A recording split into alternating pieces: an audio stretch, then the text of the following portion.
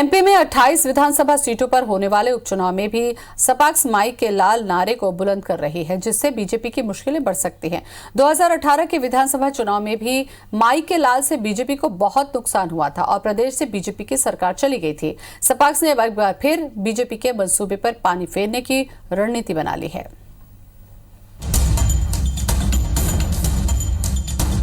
मध्य प्रदेश में साल 2018 के चुनाव में बीजेपी को सत्ता से बाहर कराने में माई के लालों की बड़ी भूमिका रही थी। वो माई के लाल जो आरक्षण के खिलाफ है और आरक्षण खत्म नहीं करने के शिवराज सिंह चौहान के भाषण के बाद खफा हो गए थे और फिर सामान्य पिछड़ा वर्ग का संगठन बनाकर राजनीति पार्टी बना ली थी, जिसकी वजह से बीजेपी को ग्वालियर चंबल में हार का सामना करना पड़ा था। सपाक्स ने अब फिर से हुंकार भरी है। सपाक्स उपचुनाव में अपने प्रत्याशियों को उतारेगी। पार्टी का दावा है कि सपाक्स के प्रत्याशियों ने क्षेत्र में अपना काम भी शुरू कर दिया है।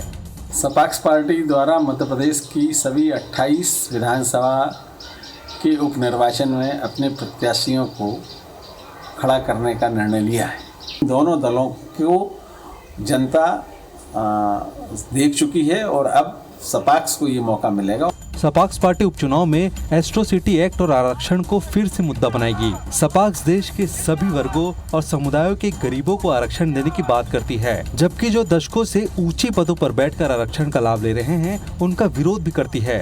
सपाक्स ने सत्ता में आने पर अन्य पिछड़ा वर्ग को 27% आरक्षण देने का वादा किया है। साथ ही जनता से बीजेपी और कांग्रेस का बहिष्कार करने का आह्वान किया है। सपाक्स की सक्रियता से बीजेपी में चिंता है, जो कांग्रेस को 2018 की तरह फायदा मिलने की उम्मीद नजर आ रही है।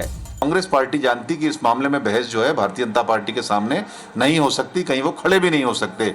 इसलिए कुल मिला के जो इस तरह के जो सांप बंद हो चुके हैं डिब्बे में, उनको निकाल कर आप प्रयास ये कर रहे हो। सारी जनता मध्य प्रदेश की हो या देश की जानती है कि भारतीय जनता पार्टी तथ्यों पर काम करती है और हम लोग कोई समाज में वैमनस्य और विघटन की काम नहीं करते। सपाक्स वाले जो कह रहे हैं, मैं ये कहना चाहूँगा इस बारे में कि भारतीय जनता पार्टी ने ऐसा कोई वर्ग नहीं है जिसकी बेइज्जती या अपमान ना किया हो।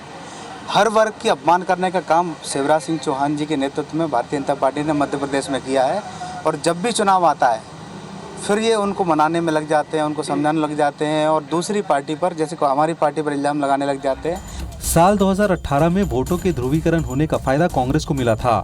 अब जबकि उपचुनाव में भी सपाक्स ने हुंकार भरी है तो बीजेपी के माथे पर चिंता की लकीरें पड़ गई है, खासकर तब जब उपचुनाव की 28 में से 16 सीटें ग्वालियर चंबल संभाग से है।